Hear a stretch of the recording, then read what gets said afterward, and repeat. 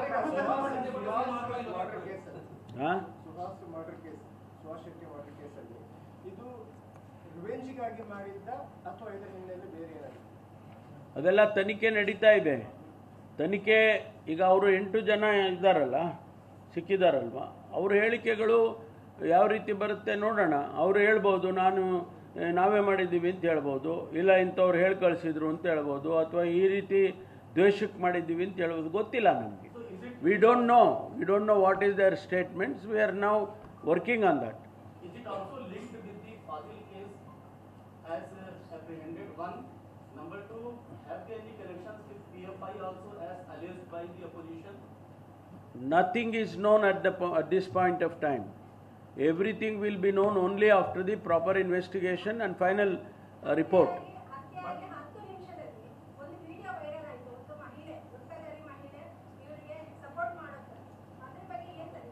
ಅಲ್ಲ, ತನಿಖೆ ಅದು ಪಾರ್ಟ್ ಆಫ್ ದಿ ಇನ್ವೆಸ್ಟಿಗೇಷನ್. ಯಾಕೆಂದರೆ ಅವರು ಏನು ವಿಡಿಯೋ ಮಾಡಿದ್ದಾರಲ್ಲ, CCTV ಅವ್ರದ್ದು ವಿಡಿಯೋ ಮಾಡಿರೋರ್ದು CCTV ಫುಟೇಜು ಇದೆಲ್ಲವನ್ನು ಚೆಕ್ ಮಾಡಿಕೊಂಡೇ ಅವರು ಇನ್ವೆಸ್ಟಿಗೇಷನ್ ಮಾಡ್ತಾರೆ. ಆಗ it will be A part of the investigation. ಈಗ ಅದು ಮಾಡಿದ್ದಕ್ಕೆ ಗೊತ್ತಾಯ್ತಲ್ಲ. We must thank. ಯಾವುದು ಆದಷ್ಟು ಬೇಗ ಮಾಡ್ತೀವಿ. It may be 1 week, it may be 2 weeks. We will immediately do it. ಒಂದು ನಿಮಿಷ ತಳೀರಿ.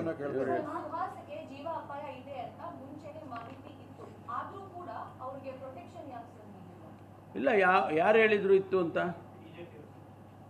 ಅಲ್ಲಲ್ಲ, where is the proof? Social ಮೀಡಿಯಾದಲ್ಲಿ ಹೇಳಿದ್ದಾರೆ ಅವ್ರು ಕರೆದು ಹೇಳಿದ್ದಾರೆ. ಮರ್ಡರ್ ಮಾಡ್ತಾರೆ ನಿಮಗೆ ಅಂತ ಹೇಳಲಿಲ್ಲ, ಅವರಿಗೆ ಕರೆದು ಹೇಳಿದ್ದಾರೆ ಬಿ ಕೇರ್ಫುಲ್. ಯಾಕೆಂದರೆ ಅವರು ರೌಡಿ ಶೀಟರ್ ಇದ್ರು. One of the criminal. 5 case ಇದೆ ಅವ್ರ ಮೇಲೆ. ಕರೆದು ಹೇಳಿದ್ದಾರೆ, ನೋಡಪ್ಪ ನಿನ್ನ ಮೇಲೆ ಕೇಸ್ ಇದೆ, ಬಿ ಕೇರ್ಫುಲ್.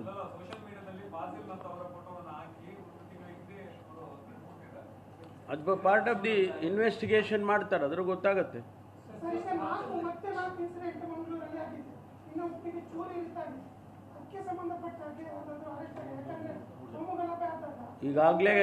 ಈಗಾಗಲೇ ಅದಕ್ಕೆ ಕ್ರಮ ತಗೊಂಡಿದ್ದಾರೆ.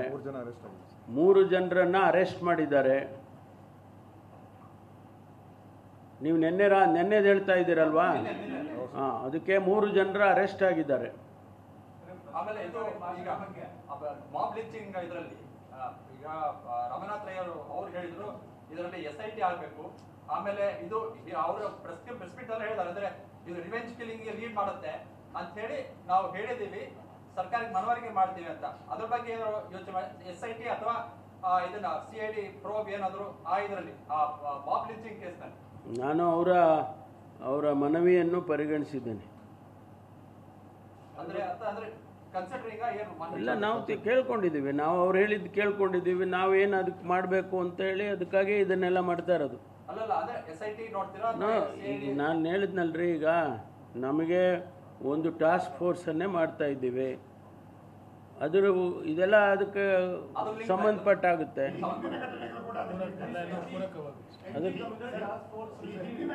ಅದಕ್ಕೆ ಪೂರಕವಾಗೇ ಇರ್ತದೆ.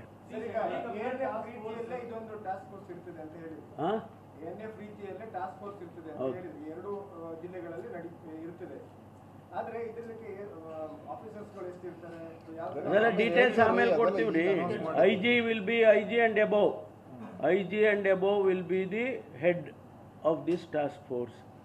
ಅದಕ್ಕೆ ನಾವು ಫಾರ್ಮ್ಯಾಟ್ ಯಾವ ಥರ ಇರುತ್ತೆ, ಈಗ ANF-ಗೆ ಹೇಗಿದೆ ಆ ರೀತಿ ಒಂದು ಫಾರ್ಮ್ಯಾಟ್ ಮಾಡ್ತೀವಿ, ಅದನ್ನು ಅನೌನ್ಸ್ ಮಾಡ್ತೀವಿ. ಆದಷ್ಟು ಬೇಗ ಮಾಡ್ತೀವಿ, ಅವ್ರನ್ನ ಇಲ್ಲಿಗೆ ಡಿಪ್ಲಾಯ್ ಮಾಡ್ತೀವಿ. ಈ ಕಡೆ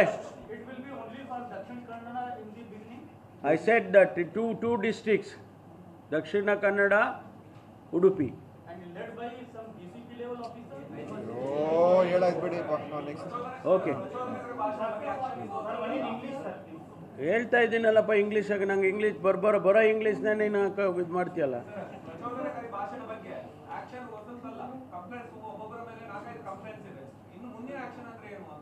ಅಲ್ಲ, ಈಗ ಗೊತ್ತಾಗ್ತದೆ ಆಮೇಲೆ.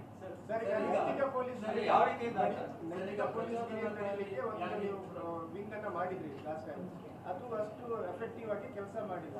ಇದು ಯಾವ ರೀತಿ ಇರುತ್ತೆ? ಇಲ್ಲ, ಅದು ನಾ ಹೇಳಿದ್ನಲ್ಲ, it was within the police. ಇಲ್ಲೇ ಕಮಿಷನರೇಟಲ್ಲೇ ಅವರು ಕೆಲವು ಆಫೀಸರ್ಸ್ನ ಆಯ್ಕೆ ಮಾಡಿಕೊಂಡು ಅದೊಂದು ಗುಂಪು ಅಂತ ಮಾಡಿ ಅದಕ್ಕೆ ಒಂದು ಜವಾಬ್ದಾರಿ ಕೊಟ್ಟಿದ್ದರು. ಇದು ಹಾಗಲ್ಲ, ಇದು it will be A force. ನಾ ಹೇಳಿದ್ನಲ್ಲ ANF ಮತ್ತೆ ಅದನ್ನೇ ಉದಾಹರಣೆ ಕೊಡ್ತೀನಿ, ಆ ಮಾದರಿ ಮಾಡ್ತೀವಿ ಅಂತ ಹೇಳಿ. ನ್ಯೂಸ್ ಫಸ್ಟ್ ನಿರ್ಭೀತಿಯಿಂದ ನಿಮ್ಮ ಪರವಾಗಿ.